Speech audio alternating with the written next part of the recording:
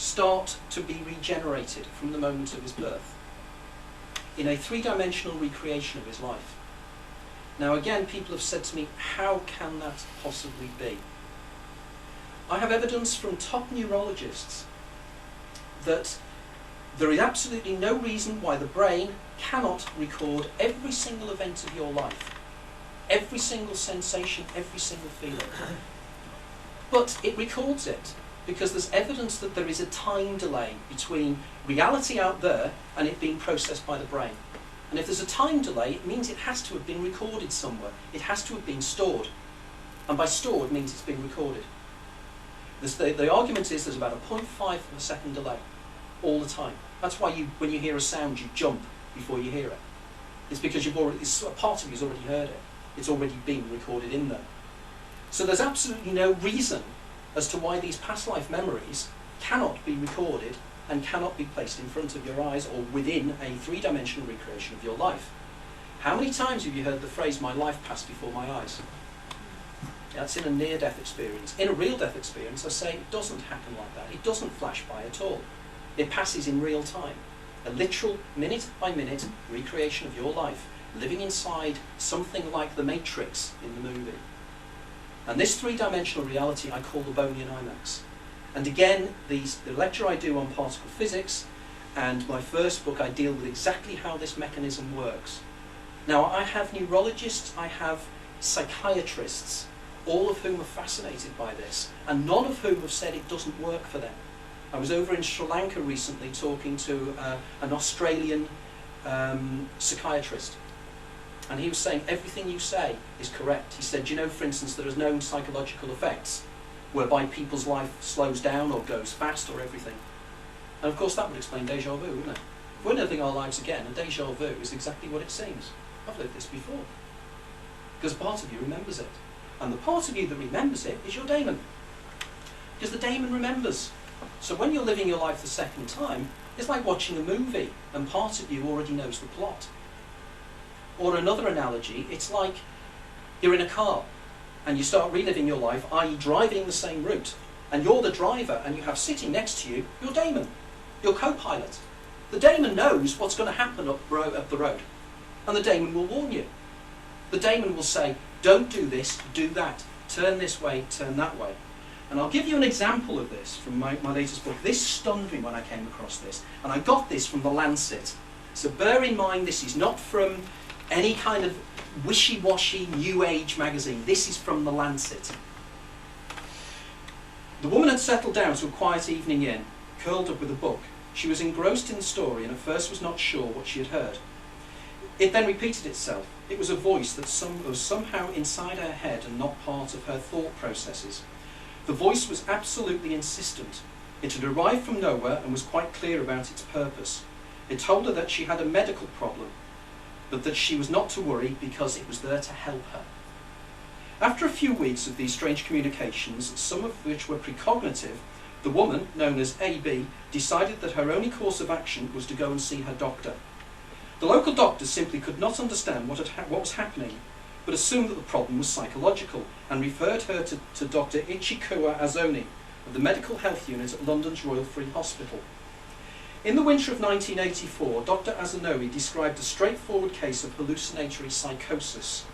He prescribed a course of the antipsychotic drug thiazide and expected this would be the end of it.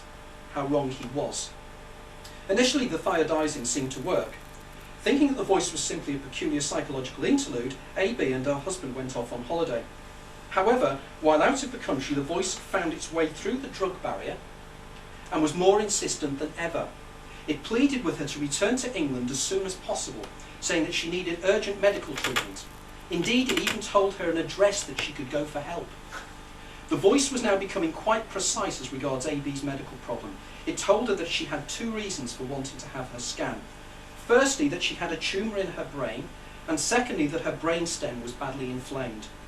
She convinced her husband that they had to go and find the address the voice had told her about.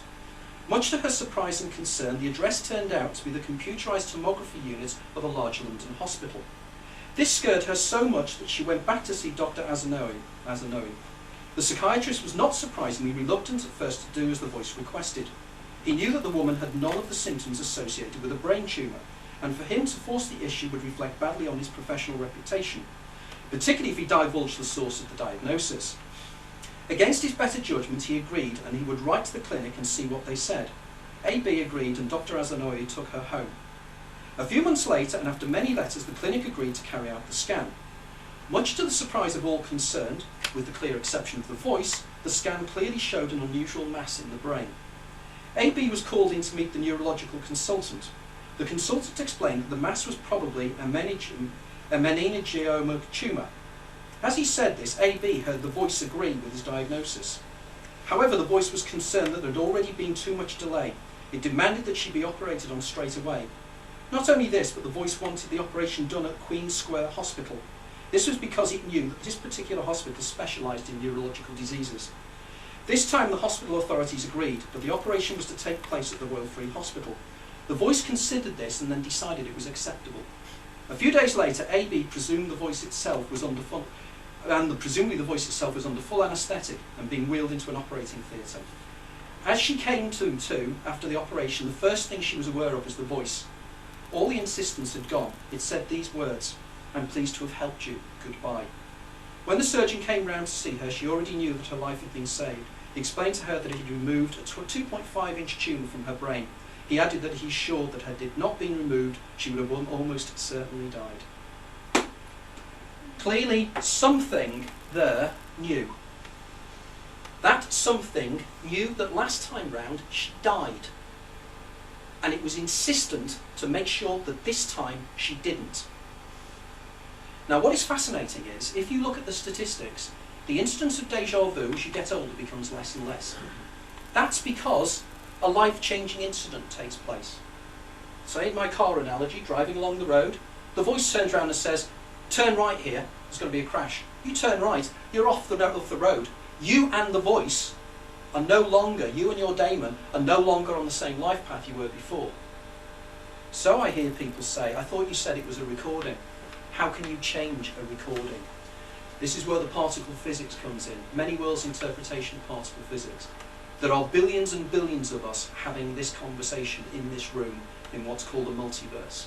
This again is hard science, don't take my word for it. Pick up any book on particle physics, and I mean any. It will tell you that this is the only alternative reality we have, with the exception of the Copenhagen interpretation, which suggests that the act of observation brings reality into existence, both of which I think are possibilities.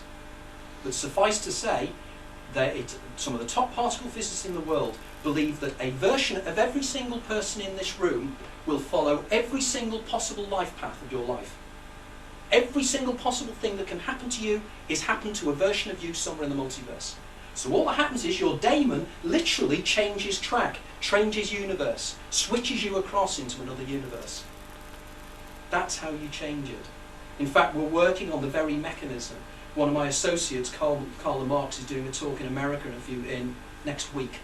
And we're working on something he terms collapsing the consciousness wave. We think we can even get the science to work to that level. We even think we know how they swap universes.